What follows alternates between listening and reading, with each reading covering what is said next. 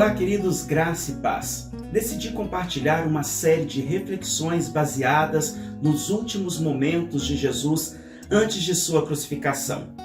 Creio que essa série, além de muito abençoadora, nos dará a oportunidade de vivenciarmos de perto os momentos finais e o sofrimento do Messias. Este momento na história é ímpar. Foi por meio da morte e ressurreição de Jesus que se fez possível que a salvação alcançasse todos aqueles que o Senhor chamou e predestinou por meio da fé. Hoje falaremos da entrada triunfal do nosso Senhor em Jerusalém, uma semana antes da Páscoa dos judeus. Este momento é conhecido pela cristandade como Domingo de Ramos e é um dos poucos incidentes da vida de Jesus que aparece em todos os 4 relatos dos evangelhos. Aparece em Mateus, Marcos, Lucas e João.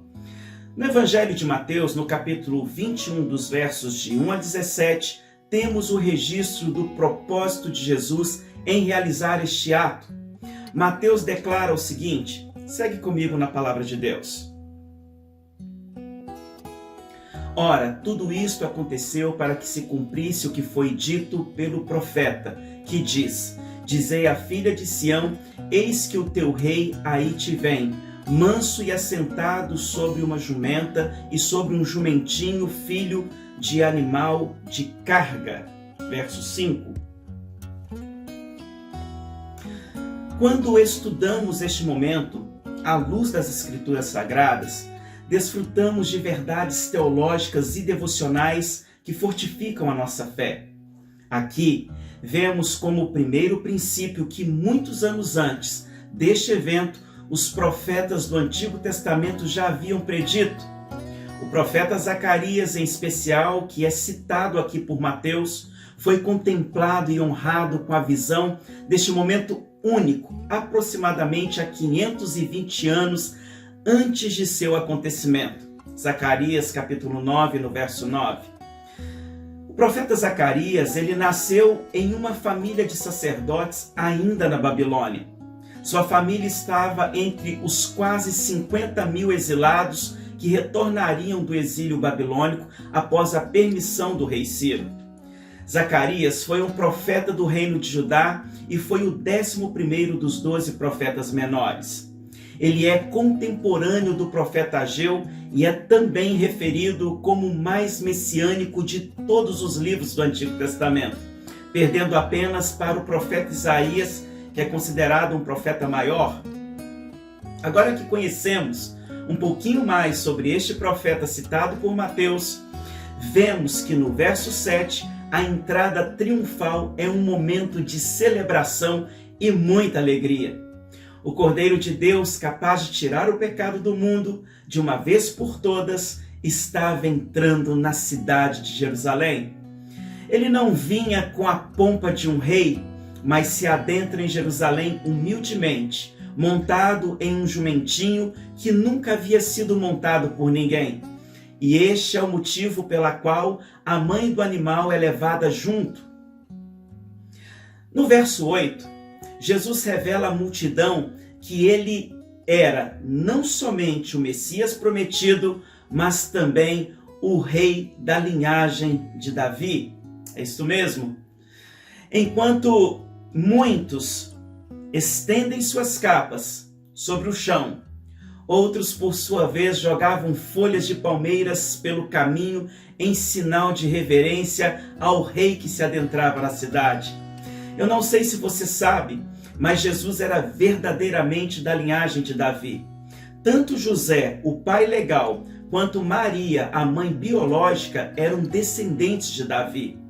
Mateus e Lucas fazem questão de comprovar essa verdade. Lucas apresenta a genealogia de Maria indo ao passado, iniciando por Adão. E Mateus traça a genealogia desde Abraão até chegar em José. Sabendo disto, entendemos o porquê do ódio de Herodes o Grande com relação a Jesus. Herodes, ele era um edomita, isto mesmo, ele era descendente de Esaú. Ele usurpou o trono que era por direito de José e Maria.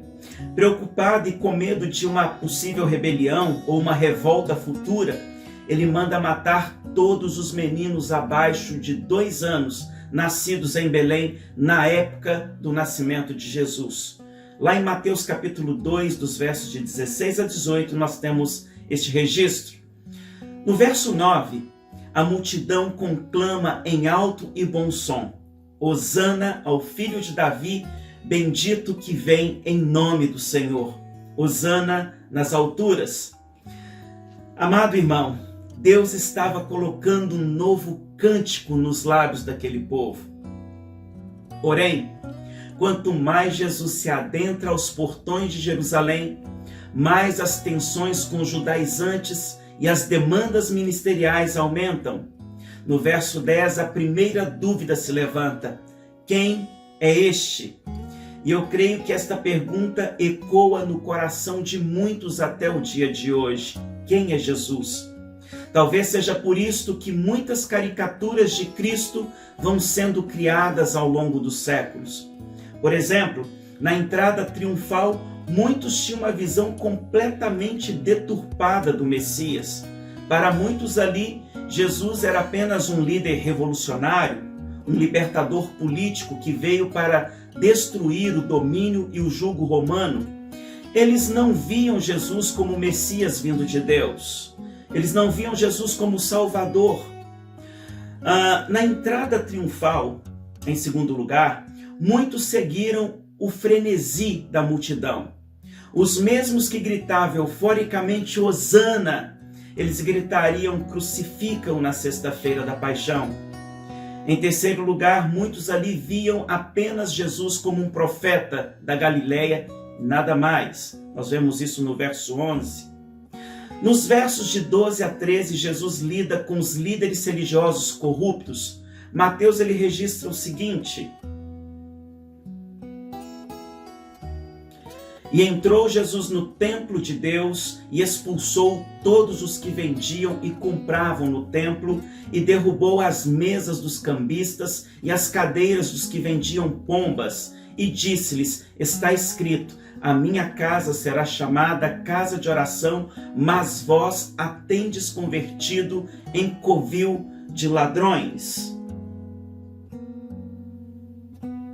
Queridos, ele entra de forma triunfal no templo, trazendo ordem sobre aqueles que mercadejavam o evangelho, que faziam da fé alheia um comércio.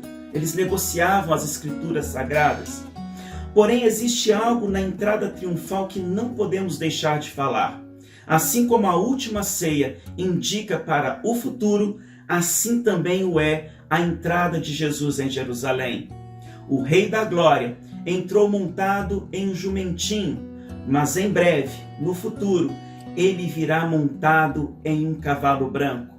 O apóstolo João declarou no livro do Apocalipse: vi um céu aberto e eis um cavalo branco. O seu cavaleiro se chama Fiel e Verdadeiro e julga e peleja com justiça. Apocalipse capítulo 19, verso 11. No primeiro momento, Jesus é o servo humilde, o príncipe da paz, aquele que veio se entregar na cruz por mim e por você. No segundo momento, ele virá como rei para julgar as nações e estabelecer seu reino. Que essa reflexão desperte em nossos corações o desejo de retorno à santidade, relacionamento com Deus, de nos consertarmos com aquele que morreu em nosso lugar, com um Cristo que vive, que reina e renova a força ao cansado. Amado irmão, que Deus te abençoe poderosamente. Inscreva-se no nosso canal e, por favor, ative o sininho. No mais, um grande abraço e até o próximo.